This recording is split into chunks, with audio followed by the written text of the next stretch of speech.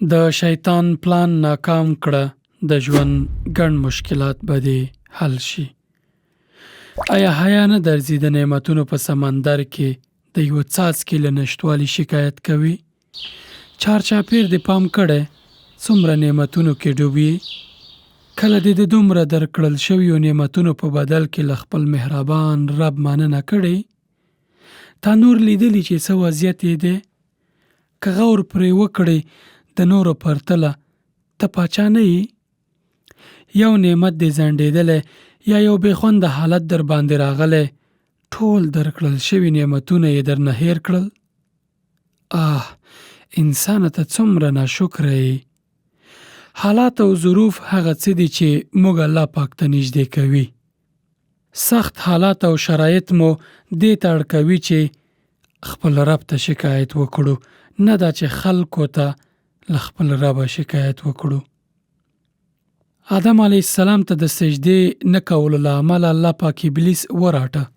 په غبرګون کې د هغه لومړۍ انتقامي پرېکړه همدا وه چې موږ به داسې بوخت کړي چې د خپل رب له شکر کولو بې غوره شو.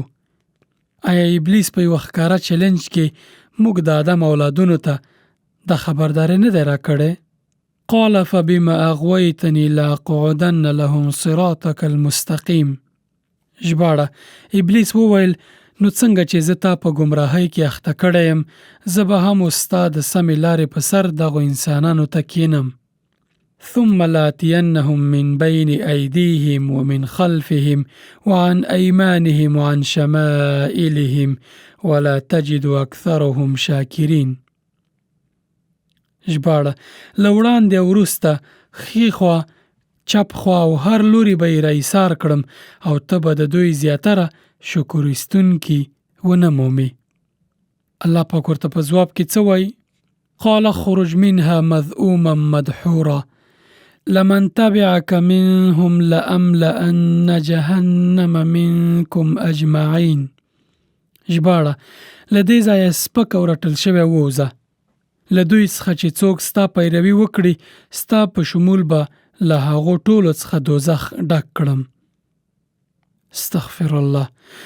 خو بیا هم هره شیبه ابلیس زموږ پام وړو وړو شکایتونو ته اړوي او د الهي نعمتونو سیلابونو باندې غور نه کوو. که موږ کورنۍ لرو له مسؤلیته یې شکایت کوو، که کور ولرو د کار له نشتوالي شکایت کوو، که اولاد نه لرو له بې اولادۍ، او که یې ولرو د هغوی د تربیې له زحمته شکایتونه کوو. که مال ونه لرو هم شکایت کوو، که یې ولرو له نورو سره ځان پرتله کوو او د خپل مال له کموالي شکایت کوو. اما د خپل رب شکر نه ادا کوو. همدا ده چې له نفسي خواهشاتو سره مبارزه د جهاد مهمه برخه ګڼل شوې. ځکه شیطان الله پاک ته زموږ په اړه همدغه وعده ورکړې چې ستا بندگان به نه پرېږدم چې شکر کوونکي به وي.